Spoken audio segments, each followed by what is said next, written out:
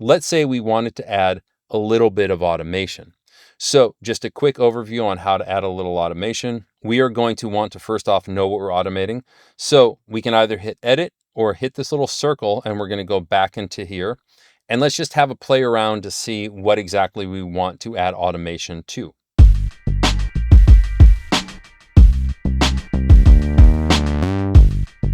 All right, so let's do that. Let's record in this filter automation and open up the filter at the end of the bar just to add a little bit of excitement to this bass line.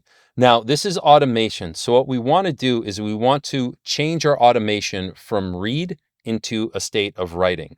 So there's a couple of ways we can do that. From this main screen, we can simply hit this, and now it's in a write state. Be careful because anything I touch, it's going to add automation to that parameter. And since these cue links here are still focused in the screen mode, that means if I just start turning these, it's going to add automation to whatever the values they're highlighted here, such as the sequence length, the sequence tempo, but we don't want to add automation to that. So what we want to do is we actually want to go into the screen that we're going to use to add the automation. So again, we can either hit this circle or hit the edit. And now we're back on the bass line, and this is what I want to automate. But we don't have that little automation up there. This is where the pull-down menu comes in handy, because with this pull-down menu, I can turn the automation on right here. Now we're in automation right.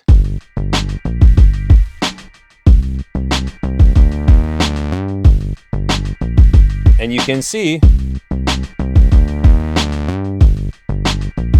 we just grabbed that automation, that movement of the knob. Now, one very important note is to make sure that you come back up and turn off the automation.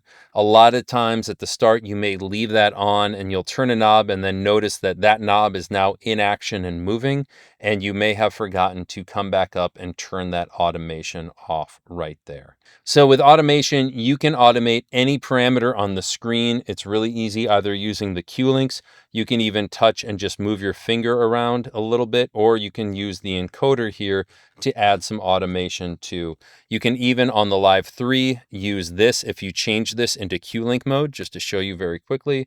Clicking on this, going to cue link, means that whatever the last parameter I touched with these cue links, so if I'm touching the resonance, we can see that it's responding.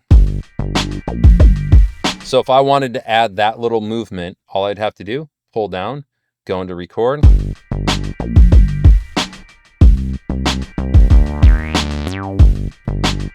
Let's take that off. And during playback, we're going to see now both of these knobs are moving, the resonance and the cutoff.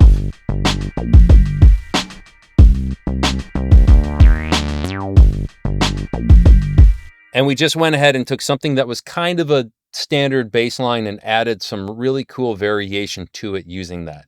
So that's just a quick crash course on how to add a melodic element